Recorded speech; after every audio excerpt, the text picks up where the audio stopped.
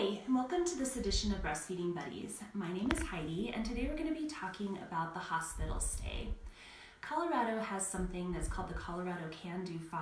I don't know if you've heard of that, but these are 5 practices that when healthy moms and babies experience all 5 at the hospital, moms have better success with breastfeeding and breastfeed longer. And these 5 things are things that you can ask for when you go to the hospital. The first one is to latch your baby to the breast within an hour after delivery. The baby's strongest instinct to suck is that first hour, and so that's an easy time to get them to the breast. This is also a great time to do skin to skin with your baby. That helps your baby facilitate and adapt to their new environment, and it also helps with breastfeeding. The second Can Do 5 is to make sure you're not giving your baby anything but breast milk at the hospital. The first milk that you have is called colostrum, and it's a yellowish, thicker liquid, and that's all the baby needs. Moms don't produce a lot of colostrum, but there's a reason for that. It's because the baby's stomach is very small in the beginning and they don't need a lot to fill up their tummies. Mom's breast milk production will increase rapidly. She'll be producing about 20 ounces by the end of the first week. Moms want to make sure when they're at the hospital that they have unrestricted breastfeeding. Whenever the baby seems hungry, latching that baby to the breast. The more often that you feed, the more milk you'll produce. The more milk out, the more you produce. So just keeping in mind how that milk is made. Babies are feeding frequently in the beginning, usually about 8 to 12 times in 24 hours, usually about every 1.5 to 3 hours. The third Colorado Can Do 5 is to try to keep the baby in the room with you. They call that rooming in. This is really a time for you to get to know your baby and learn your baby's feeding cues. Feeding cues tell you when the baby's hungry. When a baby's hungry, they often will turn their head to the side, they open and close their mouth, they might suck on their fingers, suck on their fists, and when moms see those signs, she can grab the baby, latch them to the breast, and get going with breastfeeding. The fourth one of the Colorado Can Do 5 is to not give your baby a pacifier while you're in the hospital. Babies suck differently at the breast than they do on an artificial nipple like a pacifier or a bottle, and sometimes if they have those artificial nipples early on, they have more trouble latching to the breast. Also, a pacifier can delay feedings.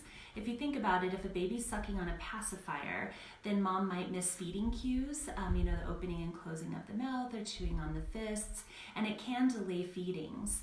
And if enough feedings are delayed, or if they're delayed enough, then it can actually affect mom's milk supply and the baby's growth. The last one of the Colorado Can Do 5 is to make sure that you have a number to call when you leave the hospital if you have any questions or concerns. This can be your WIC office, the hospital lactation program, a community support group, but you just want to make sure that if you have any questions or concerns, you have a place to reach out to get your questions answered and to get support. Another thing that moms don't think about in the hospital is limiting hospital visitors. If moms have people constantly in their room, they may not be comfortable breastfeeding in front of other people in the beginning, so they might delay feedings. The hospital staff may have trouble finding time to come in and talk to mom.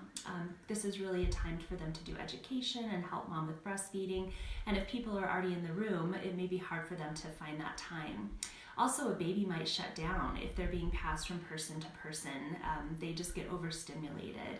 So whoever's at the hospital with mom, it's important that they institute no visiting hours and really have time scheduled that just mom and baby can be together to get to know each other, to practice breastfeeding, and there's plenty of time once the mom gets home for friends and family to come over and meet the new baby.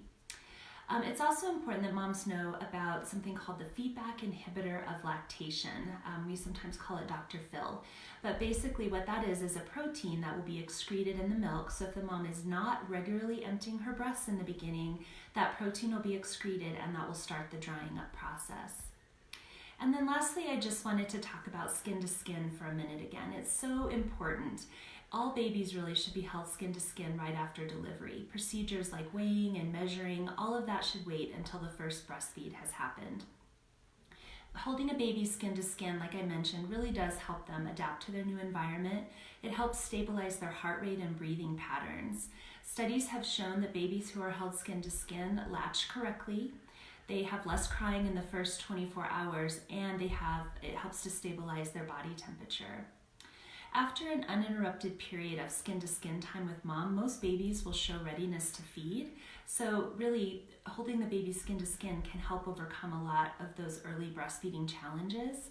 There was one recent study that was done where they looked at what happened with 21,842 moms that delivered over 19 hospitals, and they found that the longer that the baby was held skin to skin in the first 3 hours after birth, the more likely that mom was to leave the hospital without giving any kind of a formula supplement.